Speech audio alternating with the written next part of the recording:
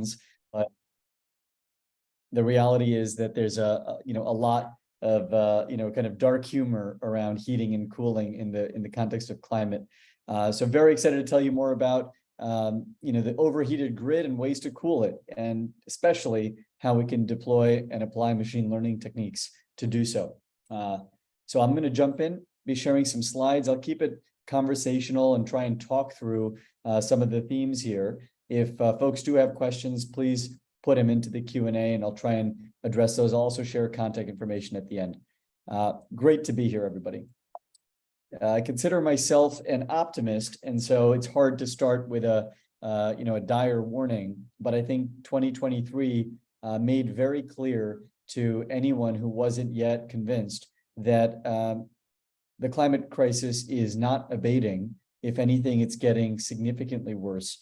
We see record temperatures and very, very high likelihood of continued record highs in the years ahead, certainly at levels that are well beyond statistical significance. And I think what's concerning is that these increasing temperatures are not the only aspect of the climate crisis. The significant upheaval in weather patterns, in human behavior, and in civilizational norms is what's really daunting.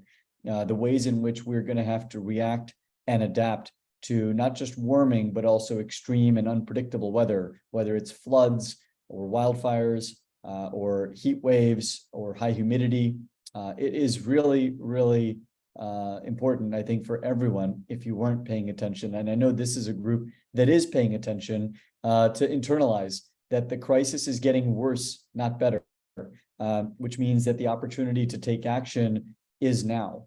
I firmly believe that humans are capable of addressing and rising to whatever challenge the moment requires. I think that's something that has kept our species and our civilization, progressing over the millennia. But this is one of those moments where one has to wonder, like, are we doing enough? Are we actually taking action? Well, this group is a group of technologists and innovators and engineers and thinker-doers. So excited to talk about possible solutions.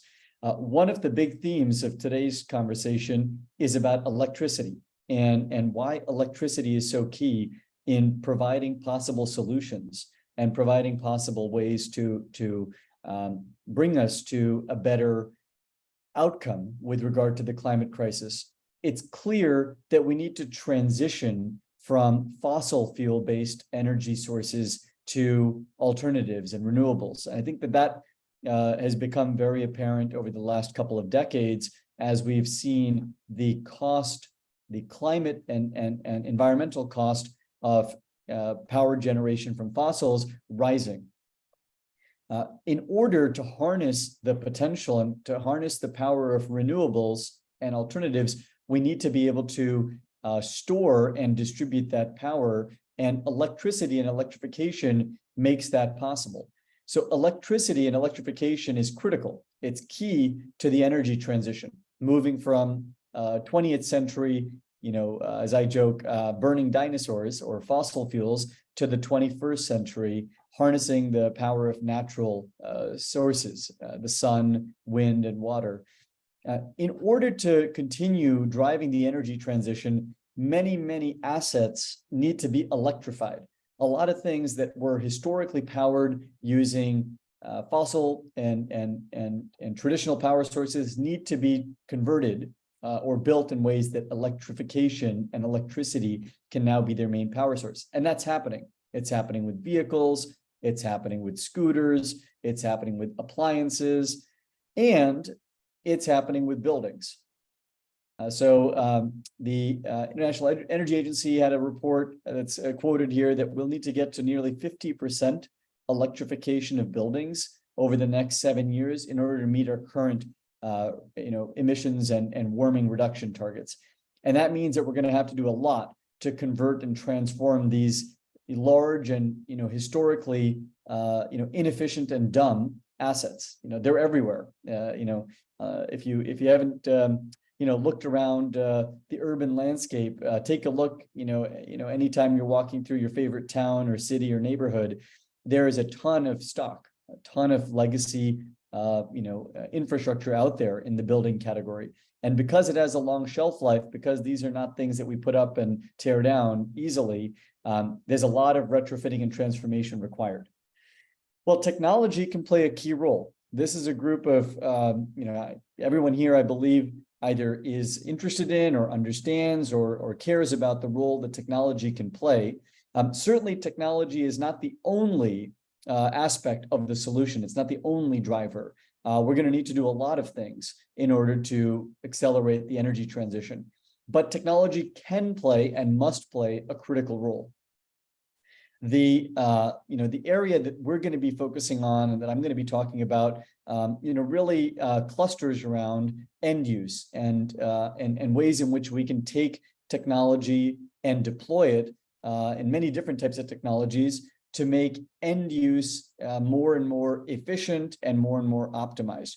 Of course, we need other things as well. We need more infrastructure. We're going to need better fuel sources with lower emissions profiles. We're going to need to create more generation capacity, de novo. Those are also aspects of the energy transition that have to be invested in. I'm going to be focusing on areas around end use and in particular what technology can do to contribute and accelerate that part of the solution in moving from fossils to renewables, the transition.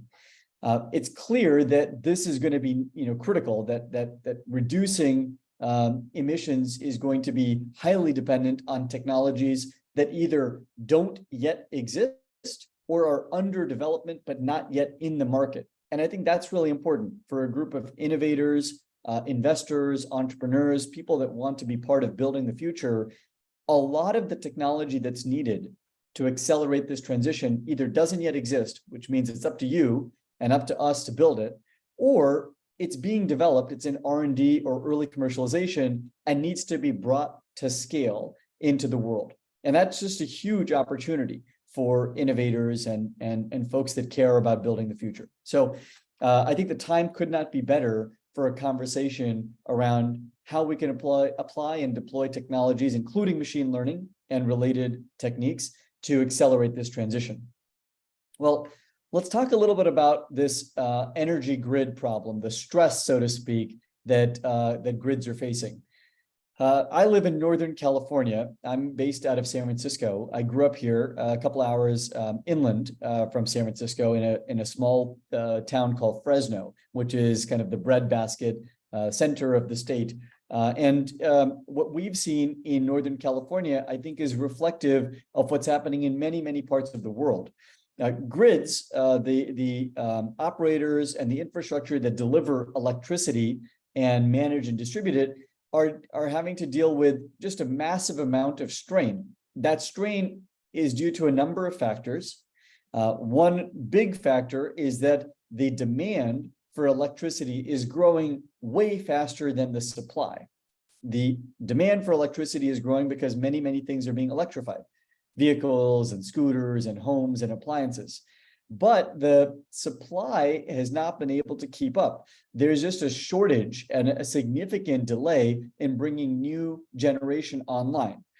As a result, there are a number of bad effects, adverse outcomes. We have significant price increase. You can take a look at the news all summer in 2023 and many parts of the world last winter, particularly Europe. Prices for electricity are higher than ever, historical highs in many parts of the world, which is extremely problematic. That causes a huge amount of strain on households and on businesses. Because of that strain, many governments around the country and around the world are subsidizing the price increase and trying to make it less, make the inflationary pressure less severe. Households having a 2 to 5 times increase in their electricity costs, many folks and many families can't deal with that. Businesses that are operating on thin margin when electricity prices go up, anywhere between 2 and 20x, that makes them uncompetitive and puts a lot of companies out of business. So price increases are being felt all over the world. And as a result, governments are trying to step in, but that's not sustainable in the long run. Governments can only redistribute and subsidize for so long. One of the other things that grids are doing to try and reduce stress and balance load is running brownouts and blackouts. Well, brownouts and blackouts can help in the short term, but they're extremely problematic for consumers and for businesses.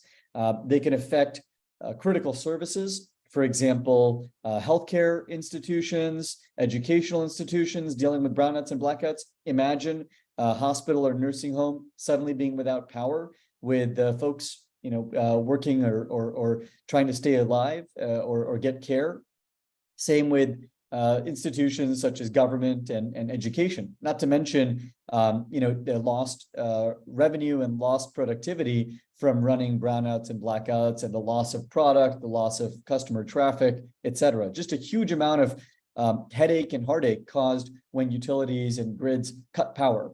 And that's happening in many parts of the world, and is expected to go on and continue to increase in frequency. Being without power for long stretches of time, not only is it not fun, but it's not sustainable to maintain the kind of growth, economic productivity, and frankly societal peace that we want. That's going to cause huge amounts of strain. Then there's another big source of strain, which is in the amount of emissions that we're generating using peaker plants. And I'll talk more about peaker plants, but what we're doing is we're using short-term solutions, firing up extremely emittive power sources to deal with this stress. And then sometimes we have significant damage. Some of the California wildfires that occurred over the last 6 years have been attributed to damaged infrastructure, power boxes and lines, and that can be, extremely devastating. The wildfire, for example, that devastated Western Maui a few months ago and caused significant loss of life was partly due to damaged infrastructure. So there's just a lot of downstream problems and effects when these grids get stressed across all of these dimensions. One critical example I just want to focus on is the peaker plant problem. Peaker plants use coal or diesel or natural gas to turn on very, very quickly in a matter of minutes. They can play a role in helping grids meet demand. When demand peaks, they can turn on instantaneously, and that allows grids to provide extra supply. However, they're extremely emittive. And so while they may help in the short term prevent a brownout or worse or cause a massive downstream effect for society in the area where the grid is stressed, they're actually causing a huge amount of long-term damage because they're emitting not just CO2, but also other hazardous pollutants like sulfur dioxide, nitrogen dioxide, and other particulates that are really bad for human health, causing cancer, heart and lung disease. And as a result, these are not a long-term solve. They're an imperfect solution. Well, now we can talk about what else might be possible. I wanted to set up the problem and spend a few minutes just getting into why grids are struggling. But there's a lot that can be done to help alleviate that stress and to help reduce the strain. One area of opportunity and one significant part of the solution lies in the phrase DERs, or distributed energy resources. You can think of a distributed energy resource as a kind of small scale power plant or a small scale battery and distribution technology. It could be as simple as electric vehicle charging, a station. It could be a solar paneling put into a building or a farm or even a home, or could be as simple as smart appliances, such as smart thermostats and smart switches. It could even be many of those stitched together and coordinated. The idea is that there are millions of distributed energy resources worldwide. Now, these assets are both generating power, for example, through harnessing solar energy, such as a panel, and storing and controlling it, for example, a battery or an EV charger, or a home. If you think about the air inside a home as a thermal battery, the air can be warmed and cooled and stored or release power. Well, there are millions of these all over. They're in buildings, residential and commercial. And what we're starting to see is an opportunity to take these assets and deploy them to help the grids. We can deploy them in a number of ways. We can use technology to connect them, to control them, and to coordinate them.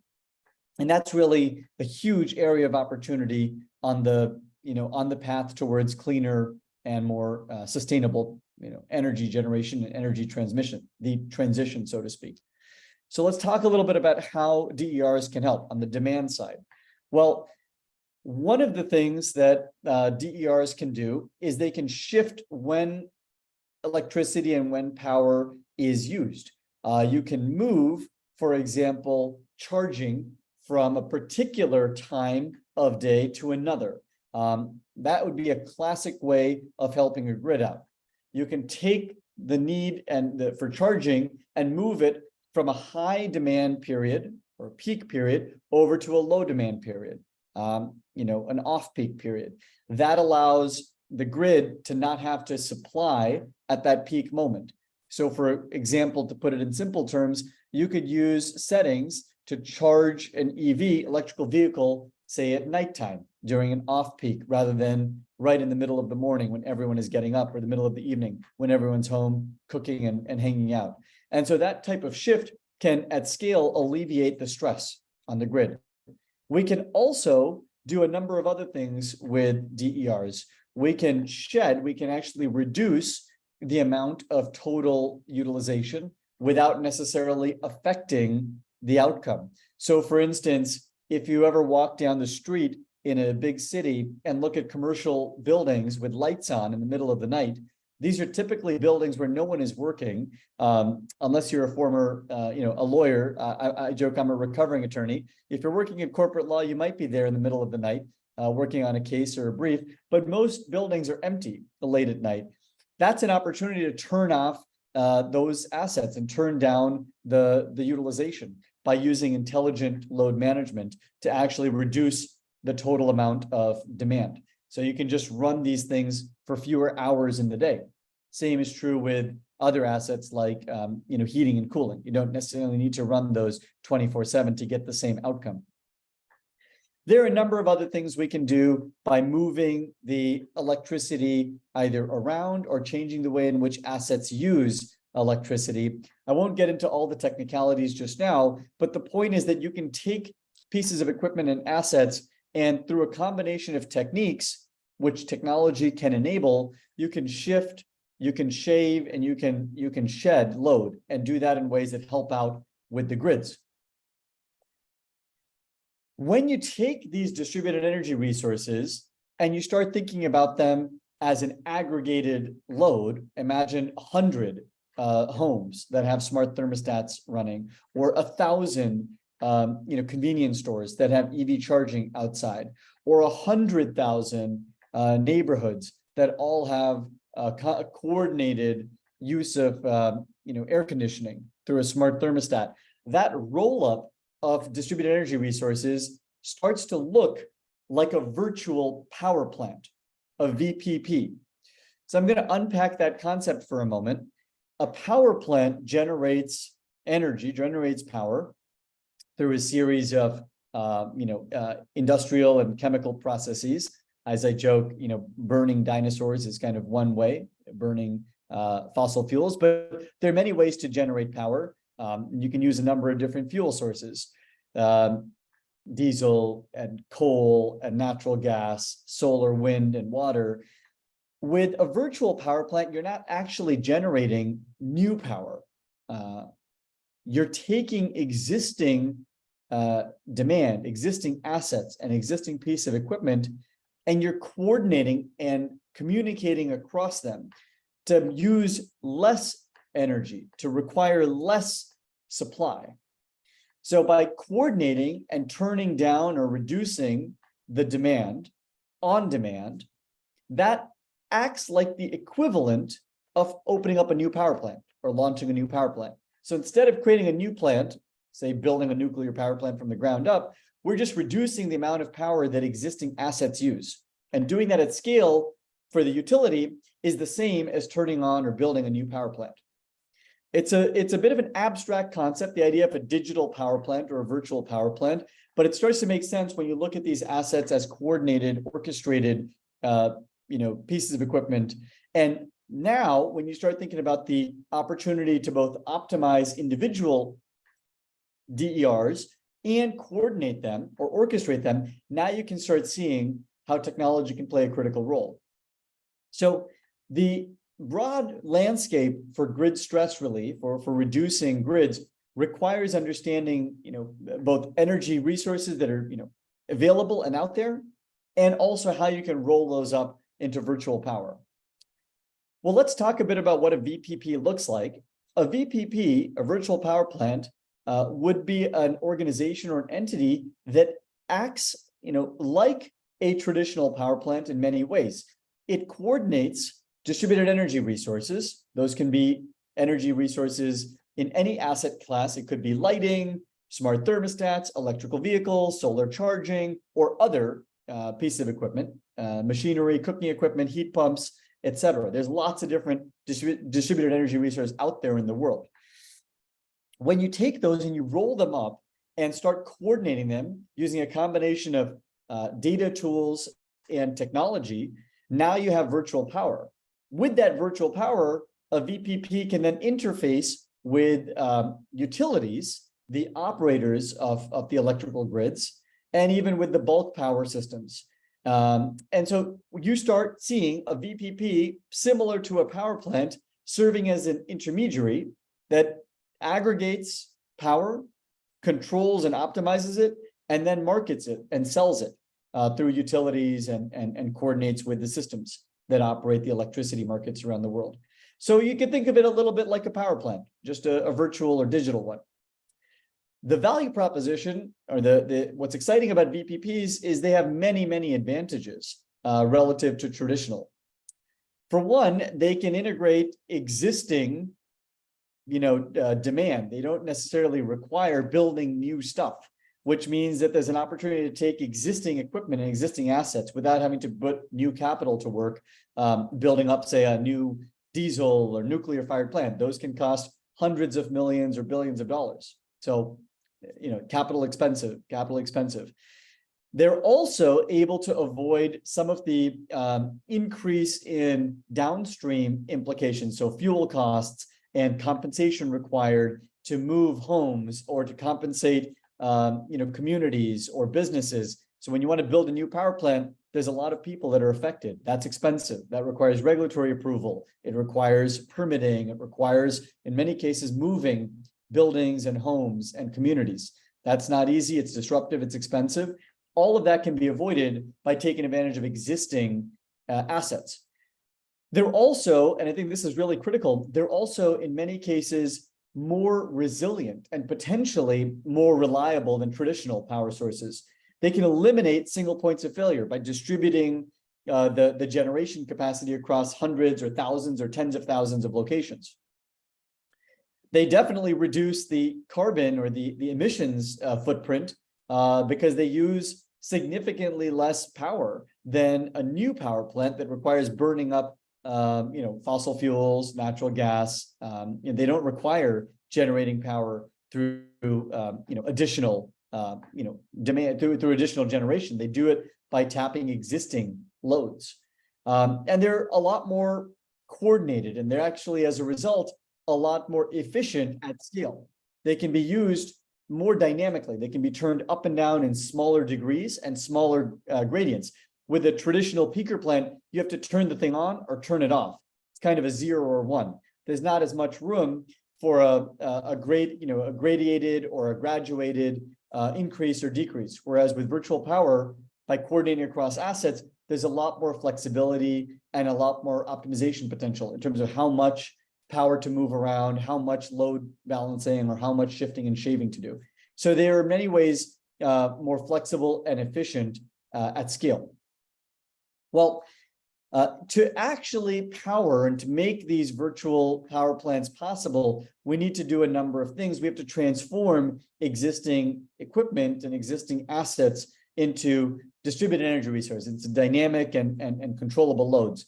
And there's a few ways to do that and a few techniques that buildings can play. or a few transition areas where buildings can play a role. One, we can reduce the total amount of energy that a building uses and that assets inside the building use. That's, classic energy efficiency. The idea of turning lights off in the middle of the night when no one's there, or turning HVAC, heating, ventilation, air conditioning down when no one's using the space. That's kind of classic energy efficiency. Or substituting, older equipment for more energy efficient equipment that uses better technology and newer technology, all energy efficiency. Shifting and shaving and moving electricity use around through a combination of techniques where you can take advantage of the time of use, rates, the fact that peak and off-peak pricing is often different and can be very different. That's a way of optimizing energy consumption and using buildings and equipment within buildings to save money, but also to alleviate grid stress. Moving from an expensive peak time of use to a cheaper and less high demand time of use. That's just a way to alleviate stress for the grid and save money for the consumer. And then there's special programs called demand response, or in some markets and some countries, they have different names, but essentially a voluntary curtailment where a signal gets sent out, and that signal gets sent out to consumers and businesses asking the end user to curtail their demand, to curtail their use. That can often be paired with and supported by cash transfer, literally paying people to use less electricity. California, the state, was a pioneer of demand response in the US and has been effective in preventing significant blackouts and brownouts in several peak periods in the last few summers. And that's an example of using assets and consumer behavior to help the grids out as well. And technology can play a role in all three of these. Well, let's talk a little bit about some of the key technologies that can apply. So with machine learning in particular, as kind of the backbone, since that's the orientation of this conference and this community, one area where there's a lot of technology being deployed and an opportunity for machine learning techniques to be applied is in sensing, in being able to get data out of buildings and out of pieces of equipment reliably and continuously, and then using that data to either control or inform how those assets and how those pieces of equipment are optimized. So this is a classic application of ML where you can take existing assets, look at the data that's being generated out of those assets. That data could be energy consumption, it could be temperature, it could be humidity, it could be movement, it could be flow, say, for example, guest count or density of human interaction, any of a number of variables that are important in that specific location for an objective. And then you can take a combination of inputs and start optimizing how that asset or how that environment utilizes a fixed variable, for example, cool air or energy consumption. So, the asset life, you can use, ML techniques to predict when an asset's going to have an, outlier or a malperformance.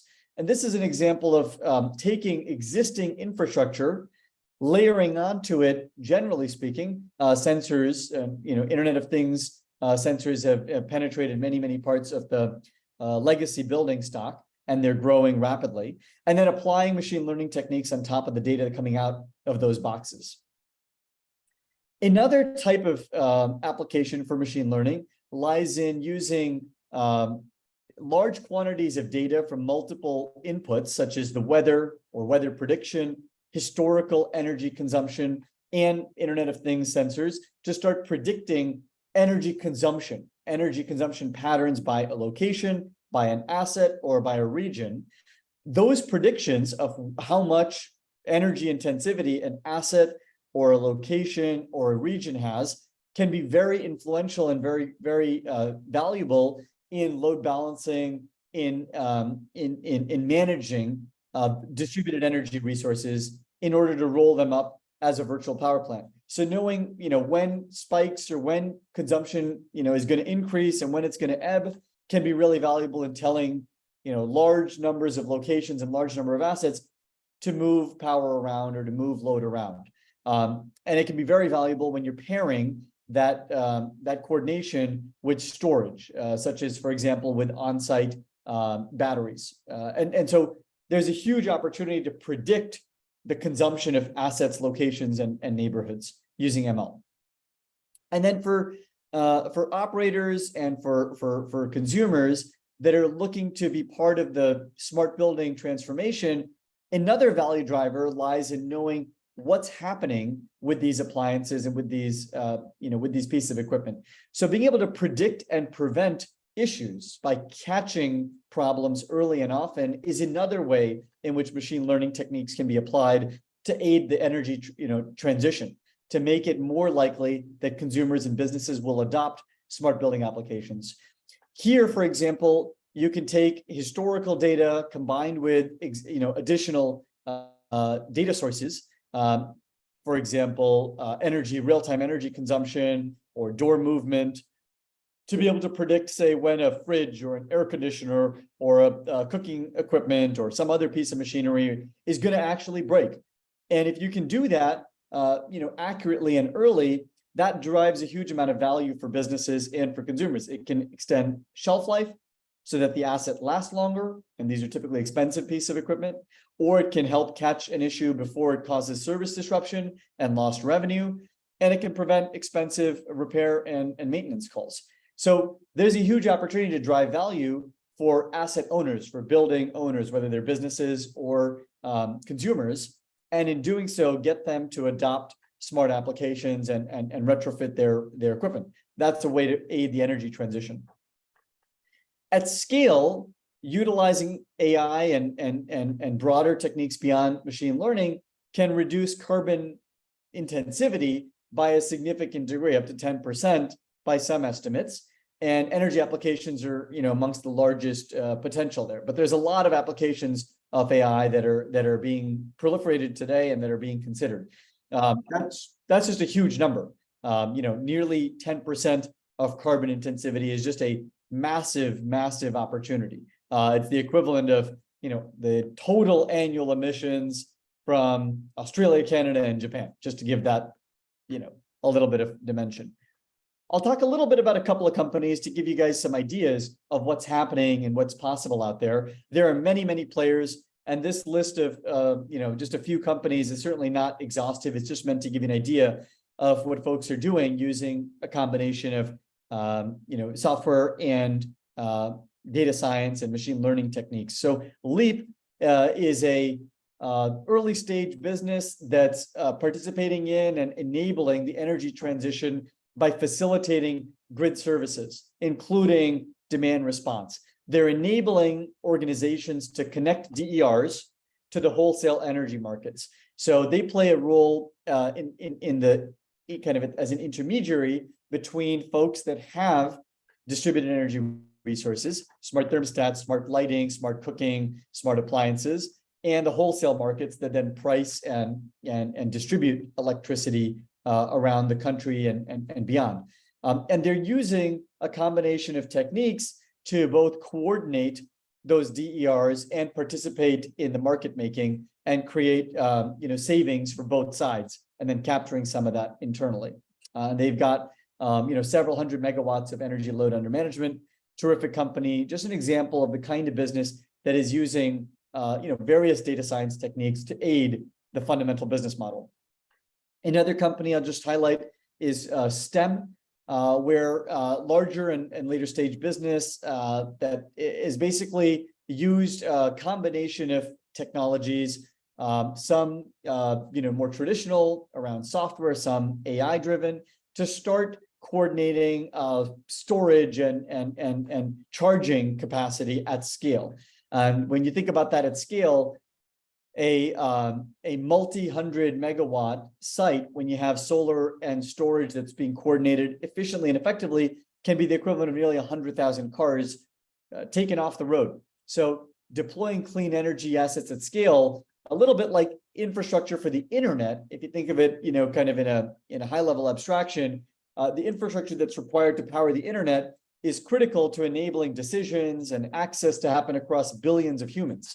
That's spreading out the ability to participate in knowledge generation, knowledge sharing. STEM and companies like STEM are doing that by providing critical infrastructure and platforms for coordination of generation and storage across thousands and tens of thousands of DERs of the millions that are out there. And then a company that I'm close to and that's close to home, Therma, is a startup that I founded based out of the San Francisco Bay Area. Therma uses temperature management techniques to reduce the intensivity and the carbon footprint of cooling, particularly around refrigeration and air conditioning, and doing that by both monitoring and then coordinating these assets and rolling them up into demand response and grid services through partners like Leap and others. Therma uses a combination of software, sensors, and data science, including applied machine learning techniques, to optimize how much cooling various locations use, and to create savings through shifting and shaving, saving both customers money and also helping with grid stress, and in the process reducing CO2. I know this was a lot of content to cover. Definitely don't want to overwhelm folks with the opportunities out there, but I wanted to spend a few minutes just encouraging all of you to think about your role in the solution set, in the ways in which we can all play a role in abating and preventing this crisis. I think we live through an unprecedented time in human history. The rate of technology change is greater than ever. The rate of warming and problems we're creating is also greater than ever. And so it's up to us as innovators and folks that are building the future to find ways of solving these problems that we've created. I think that cooling and using cooling to prevent the grids from overheating is just one of many possible ways that technology, particularly machine learning and AI, but technology more broadly, can play a role. I encourage all of you to stay in touch, to kind of take a step forward, and look forward to talking more in the future. Thanks so much for having me. I'm excited to talk to you all afterwards.